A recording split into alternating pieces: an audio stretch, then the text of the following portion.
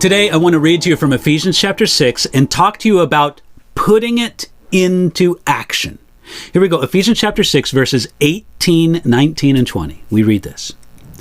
Praying always with all prayer and supplication in the Spirit, being watchful to this end with all perseverance and supplication for all the saints, and for me, that utterance may be given to me, that I may open my mouth boldly to make known the mystery of the gospel, for which I am an ambassador in chains, that in it I may speak boldly as I ought to speak. The Apostle Paul related what we need to live the Christian life to the armor that a Roman soldier used in war. So, following that section, Paul tells us now what we need to do with that spiritual armor that we should wear as part of our Christian life. He's telling us how we put the armor into action. Primarily, it is done through prayer. Praying always with all prayer. The idea is all kinds of prayer, or prayer upon prayer. We should use every kind of prayer.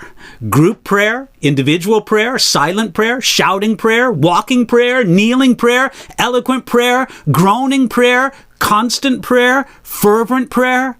Look, just pray. It is through prayer that spiritual strength and the armor of God go to work.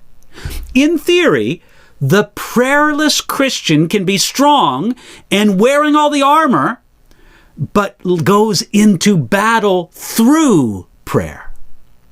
Often, we do not pray because we are overconfident in our own abilities. Winston Churchill said to Britain in the early days of the Second World War, he said, "I must drop one word of caution, for next to cowardice and treachery, overconfidence leading to neglect and slothfulness is the worst of wartime crimes." Now, that is especially true in the spiritual war that we fight. Paul reminded us that we could pray for all the saints. We can battle spiritually not only on our own behalf, but also on behalf of others. The soldier isn't only concerned for his or her safety. They feel the instinct to protect and to battle on behalf of others.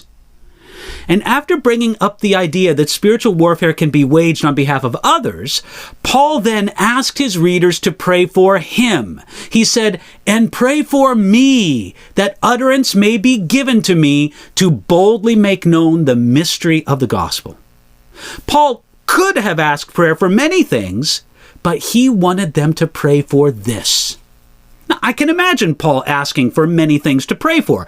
He could say, pray for relief from my imprisonment, or pray for a more comfortable life. But his heart and mind were fixed on his responsibility as an ambassador of the gospel.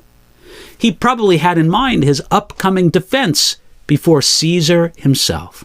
So specifically, Paul asked that utterance may be given to him. The idea behind utterance is clear speaking, and added to the word boldly, Paul asked for prayer that he might proclaim the gospel both clearly and with a fearless power. You know, it's easy to neglect one or the other, but it all comes back to the idea of spiritual battle. When Paul preached under challenging circumstances, he knew the spiritual struggle firsthand, and he knew that the prayers of other people would help. Look, if you want to do something with the armor of God, then pray. And you can pray using the armor of God today.